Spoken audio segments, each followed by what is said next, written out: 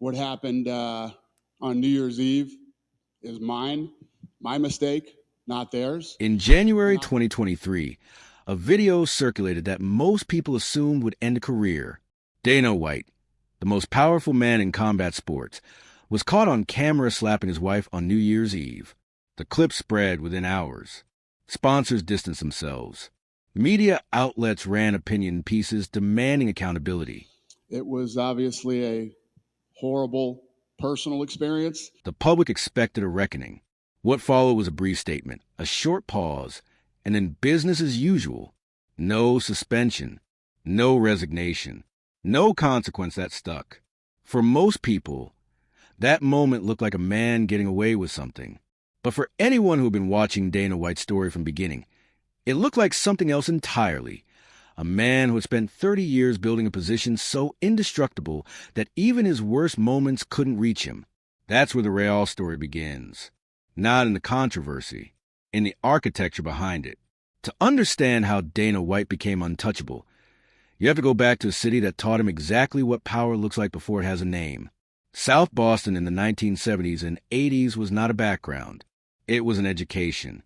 The neighborhoods Dana grew up in had their own economy, their own hierarchy, and their own rules about who got respect and how you kept it. He was raised by a single mother after his parents separated, moving between Boston and Las Vegas as a teenager, never quite settling, always watching how the men around him carried themselves. The ones with real influence didn't announce it. They didn't need to. White eventually made his way back to Boston as a young man and took a job at the Park Plaza Hotel working as a bellhop. This is a part of the story most documentaries rush past. But it matters because it was in those hotel corridors, moving luggage, reading rooms, studying who tipped and who didn't, who got the best suite without asking, that Dana White began to understand something most people learn far too late. Access is currency, and the man who controls access controls everything. Around that same time, he started teaching aerobics and boxing fitness classes. He called it boxercise. He wasn't a professional fighter. He wasn't a promoter. He was a guy from South Boston who understood how to command a room and could spot a market before anyone else did. And that's when everything changed. Two of his clients were brothers named Lorenzo and Frank Fertitta. They weren't just wealthy. They were the kind of wealthy that comes with regulatory licenses, political relationships, and board seats in Nevada's Gaming Commission. Dana White was their boxing instructor. What nobody understood at the time was that this trainer-client relationship was quietly becoming one of the most consequential partnerships in sports history. When White approached the Fertitta brothers in 2001 with an idea, buy the Ultimate Fighting Championship for $2 million, the organization was barely breathing. The UFC had been banned in 36 states. Senator John McCain had publicly called it human cockfighting. Clips there, some of it is so brutal that it nauseates people. Even hardened individuals are repelled by this. It appeals to the lowest common denominator in our society, and it's something that I think there's just no place for. And lobbied cable providers to drop it entirely. Pay-per-view platforms had walked away. The sport existed on the margins, selling VHS tapes to a cult audience while mainstream America pretended it didn't exist. The Fertittas bought it. White became president. And behind closed doors, the first thing they did was ask themselves whether they had just made the worst investment of their lives. We're $40 million in debt, and the only way we thought we could turn this around was getting it on free TV. The answer, for a long time, looked like yes. For 3 straight years, Zuffa LLC, the holding company the brothers created to own the UFC, lost money. Not quietly, heavily. Reports later suggested the losses approached $44 million before a single dollar came back. They couldn't get the sport sanctioned. They couldn't get television deals. Athletic commissions wanted nothing to do with them. Major networks treated the UFC like a liability. White responded the way he always responded, by getting louder. He flew to state commissions and made the case in person. Pennsylvania Athletic Commission, the best commission in the country, and they are, by far. He pushed for unified rules, weight classes, mandatory medical testing, and judges trained specifically for mixed martial arts. This is a part of Dana White's story that gets buried under the controversies. Before he became a polarizing figure, he was doing the unglamorous work of turning a spectacle into a sport. And the commissions, one by one, started to listen, but regulation alone wasn't enough. They still needed television. And that's where things nearly collapsed entirely. Every major cable network passed. HBO, Showtime, ESPN, all of them looked at the UFC and saw too much risk and not enough audience data. The sport was legal now, but it still wasn't respectable. Not yet. The power dynamic shifted in 2005, and it shifted because of a gamble that made no sense on paper.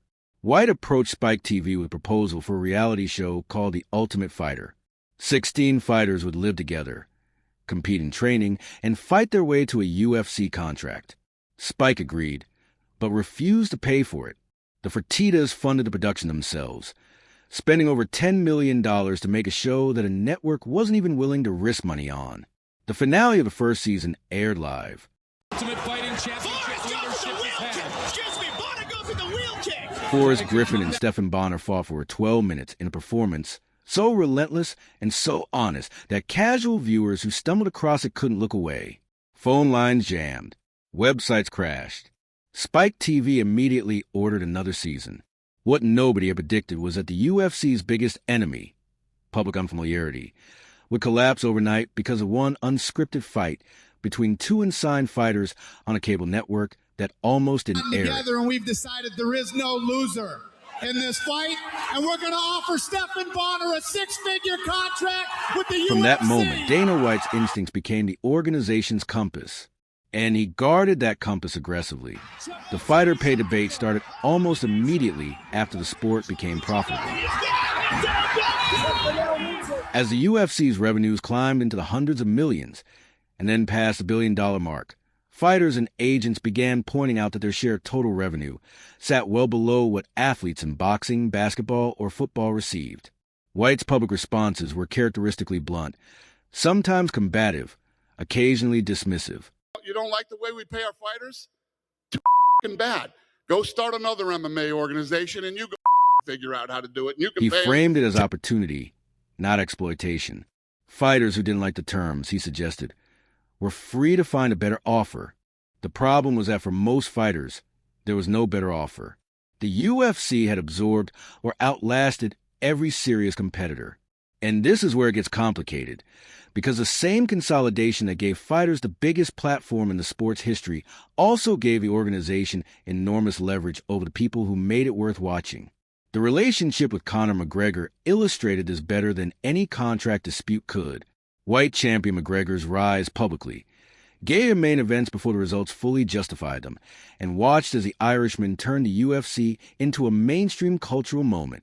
McGregor brought press conferences that felt like theater and trash talk that traveled beyond sports media into entertainment news cycles.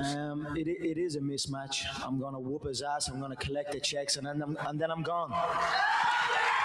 In return, he received opportunities and promotional investment the organization had never extended to anyone before.